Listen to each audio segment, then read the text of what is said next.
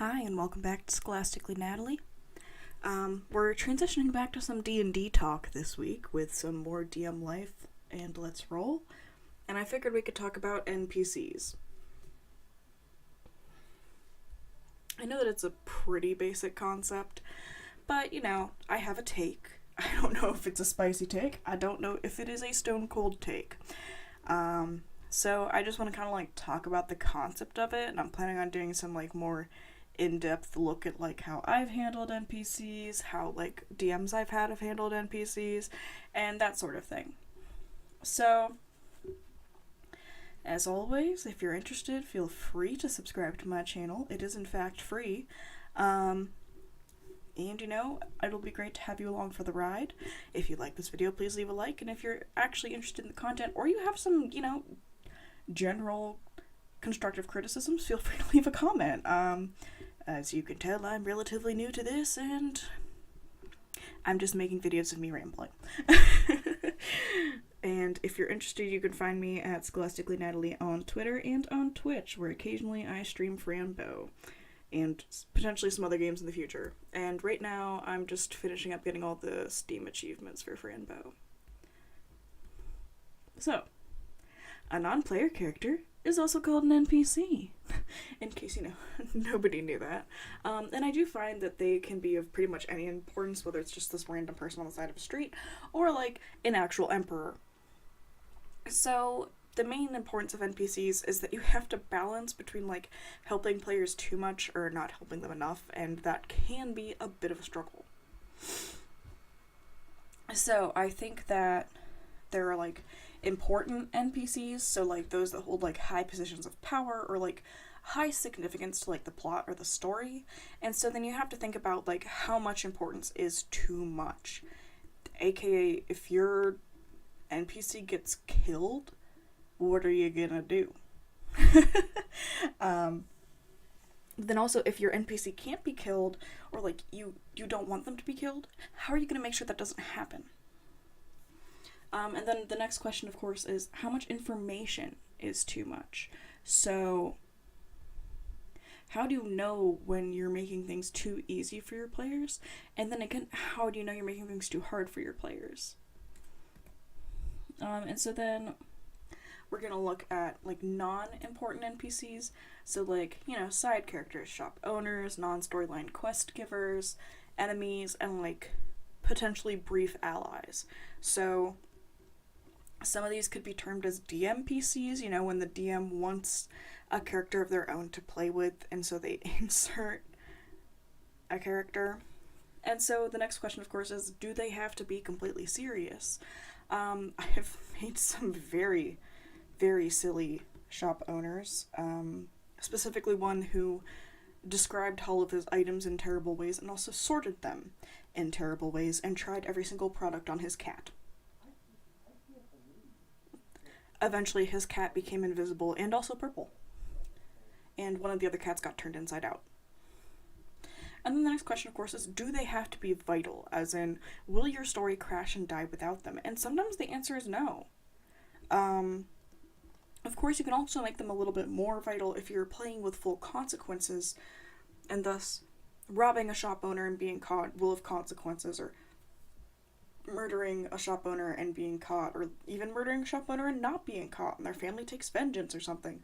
All of those things can be of importance, but can depend on your player characters. And so then, of course, we have the helpful NPCs, also often a DMPC. And so, when is enough? So how many helpful NPCs overinflate the party or can cause trouble for the players? I see now that there's a typo on that, I apologize. So for example, you can have tag-alongs, protection jobs, escorts, etc. that can bog down combat. I know a common complaint we had during the first campaign I played with was that we ended up teaming up with our enemies, and they had the exact same amount of people in our party, so then we had 14 people on combat. It was really long.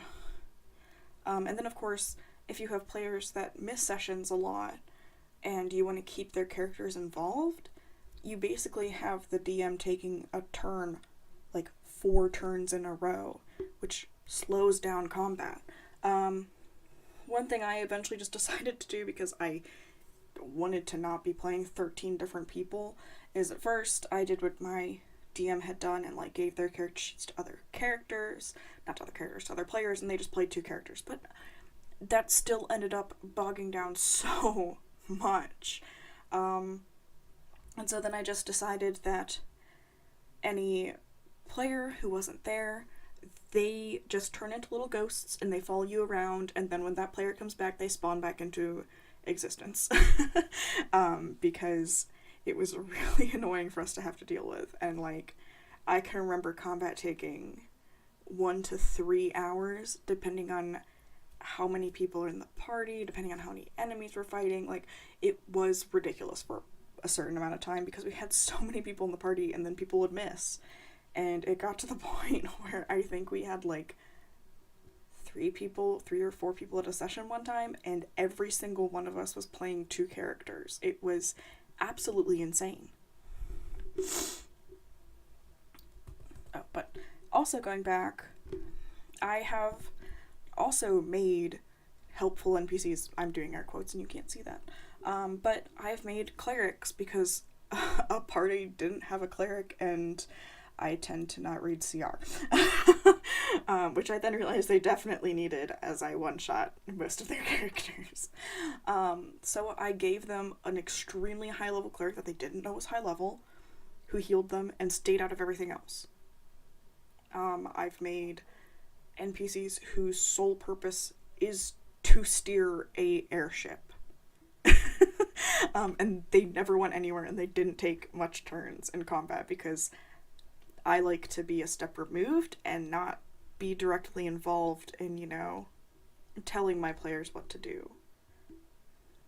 So then I do have some NPC examples that are important, like governors and then heads of magic academies, and even us when we aren't attending the session. And then there's also can be like guild heads and city officials and royalty, all of whom are kind of vital to the construct of the universe, you know, and so who can potentially cause a lot of trouble for the players or help them resolve things.